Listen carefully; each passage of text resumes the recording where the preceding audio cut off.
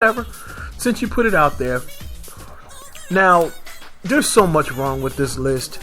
There's so much wrong with the list that I can't even. I would literally spend the entire day just talking about what was wrong with the list. But I'm just going to skim the surface about what's wrong with the list. Number one, it's a list of pretty much all celebrities.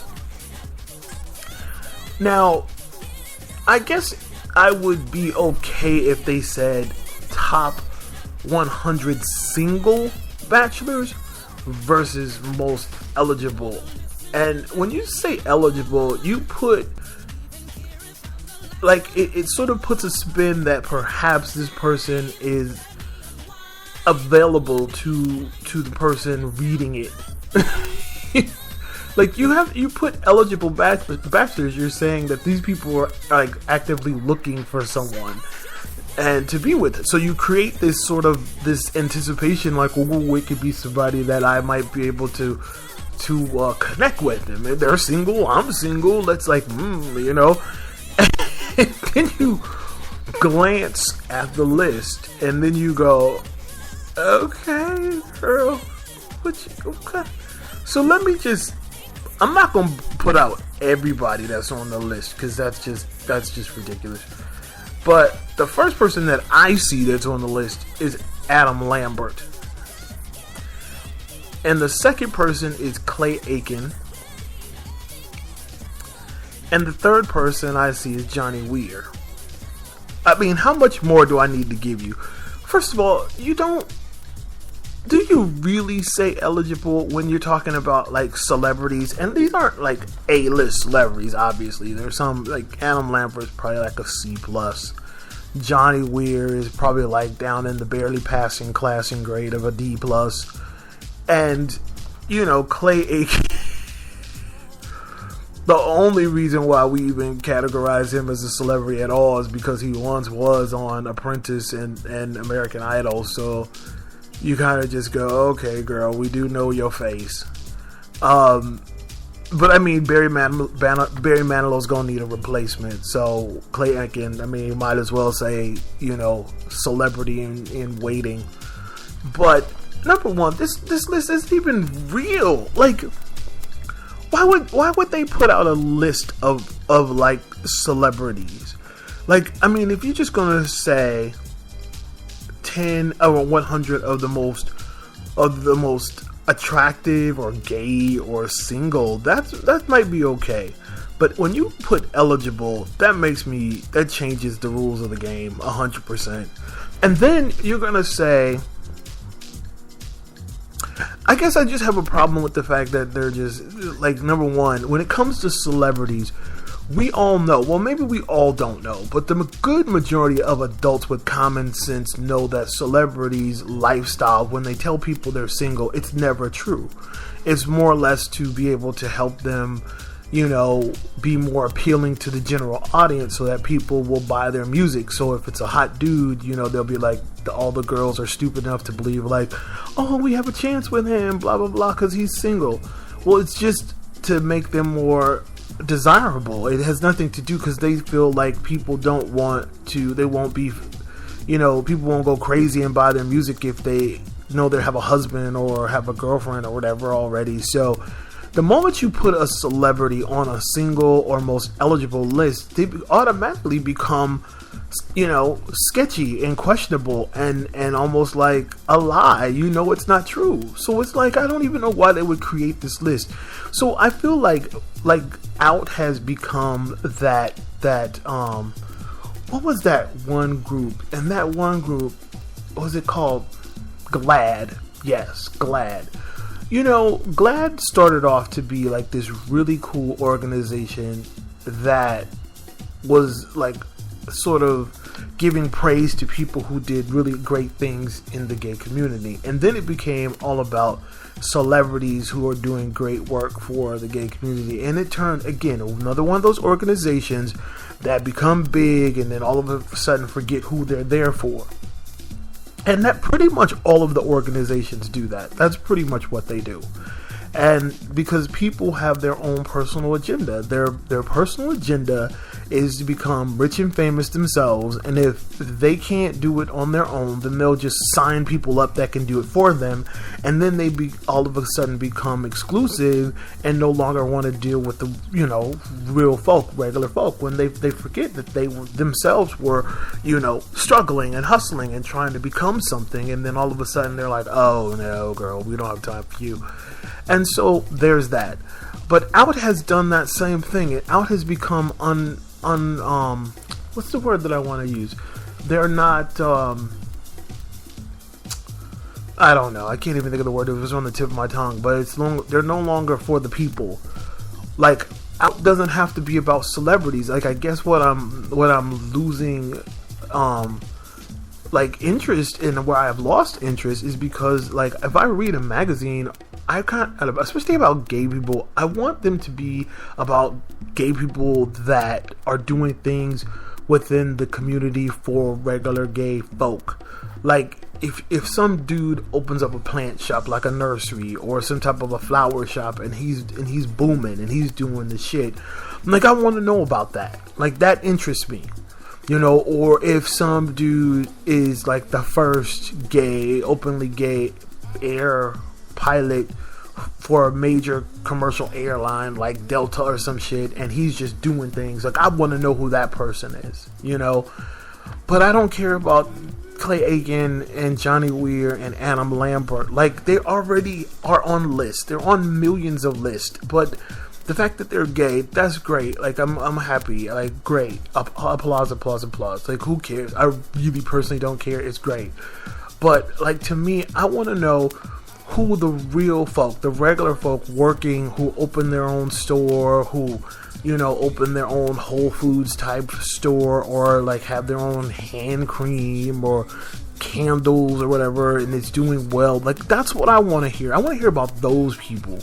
Like, I don't care about how eligibly just making up words. I love that. I love that about my show. Like, it's so ghetto.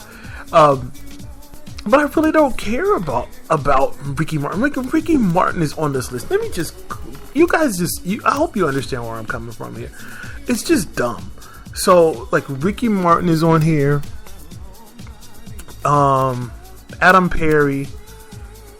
Luke Evans. I think y'all know who Luke Evans is. He's fine as hell. Murray Bartlett, and you know him from Looking.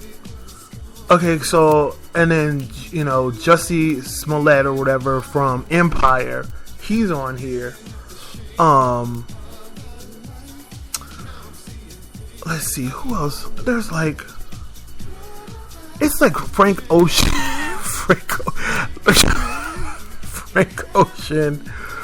Like, girl, stop with this list. They got Big Dipper on here. Now, if y'all don't know anything about Big Dipper, that's that fat ass dude who stole all his whole entire look from Caswell, and all of a sudden is getting his own sort of publicity, and now all of a sudden he's all that, and it's like, you're just a fat dumpy version of Caswell. And it's like, that's sad. Like, I hate people so much. I hate people who can't grab onto their own identity and they take it from other people and to become something. It's like, girl, get your own shit. Go find you and get it out there. But don't take somebody else's shit. Just everything he is stolen. It just drives me crazy. So anyway, Big Dipper and his fat ass is on here.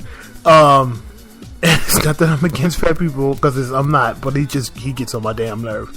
And then E.J. Johnson. Now, y'all know E.J. Magic Johnson's son. That ain't even gonna be I'm not even gonna bring. I'm not gonna say nothing about that. I'm just gonna leave it alone. But these people are on here, and it's like, Buck Angel is on here. Y'all need to stop. Like, what type of person? What are people doing? What are y'all doing? Like, for real, what are you guys doing? What are you doing? Like, why are you creating the 100 most eligible? These people don't care about the average person who's reading this magazine. They don't care. They really, really, honest to God, don't care. And I think that is the problem that I'm having with so much of what society does when it comes to highlighting and focusing on people who have already made it. These people have made it. When they do stuff for magazines and when they do stuff for any type of publicity, it's to put more money in their pocket. It isn't because they care. They really, really, honest to God, don't care. And I just wonder why people buy into these types of lists and these types of celebrities. Is like, why would you give them more? Like, they have more than you'll ever have, and you keep buying into their complete oblivion to who you are as an individual. Like, and I will never eat my words. I will never eat crow, because should I ever, get into the point where I'm, a bigger brand, I won't forget the people. I will always do my podcast, and I will always focus on unknown people who don't have a name for themselves, and try to build names for the people that I work with and work with me. Because that's what it's so important. It's so important. The reason why I don't do more is because more people don't accept my requests, which we talked about a little bit last week. It's like, I want to focus on the unknown, but when people find out you're unknown, then they're like, I'm not interested. They want to work with known people, and that is their prerogative. I mean, nobody's trying to stop that. Like, girl, do you? But it's like, I'm more concerned about why lists like this exist. Like, why is it important for us to know that these celebrities are quote unquote eligible bachelors? They're not. I mean, I'm going to say a good 95% of the people that were listed on this list are not single. Because it is just, they don't know who they're dating, and their publicists will always instruct them to say that they're not dating, they're single, because it messes with their brand. And so, you have to consider, like, why that is, like, why that would even, who would that appeal to? Who would that intrigue? Like, who is the person who reads this list and go, oh my God, Ricky Martin is single, I could be with Ricky Martin. Girl, no, you can't. Settle down. You're not getting enough nutrition from GNC. Like, you need to go get a supplement, because that list was not to make you excited about being able to have the opportunity to date anybody on that list. I remember when you think about, I remember when, I used to know celebrities, and there was a time that I used to think, I was a celebrity of my own stature or whatever. And then when I moved completely out of music and stuff, I still knew celebrities. And I'll be honest, every celebrity that I've known and either grew up with or knew or later on in life were the worst people. Like, and it's just because they're just, their life is so different from anybody who has to go to a job every single day. Like, when you have to go to a job every single day from 7:30 to 5 or 7:30 to 4:30 or whatever, that's humbling. That's a humbling life experience. That makes you really wonder what life is about. Like, you question whoever it is you believe, whether you serve Baba Ganoush or Jesus or Jesus or Jehovah or Buddha, whoever it is you worship. You question, because you're like, is this what I'm made for? Is this why you put me here? But then when you're working with friends who are celebrities, and even if they don't have, thousands or millions of dollars, their lifestyle and how they believe and how they think is so different than yours.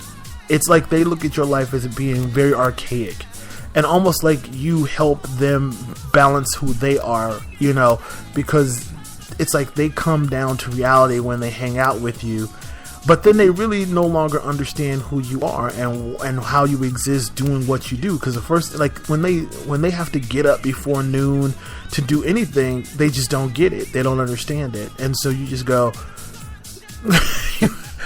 like, you have to ask yourself, you know, how much you would even have in common with somebody like that. So say, for instance, your common ass decided to get a date with any of these random assholes they listed on this list. Just say, okay, you know what? You're a good looking person. You work out. You go to LA Fitness. You get your workout on 6 times out of the week.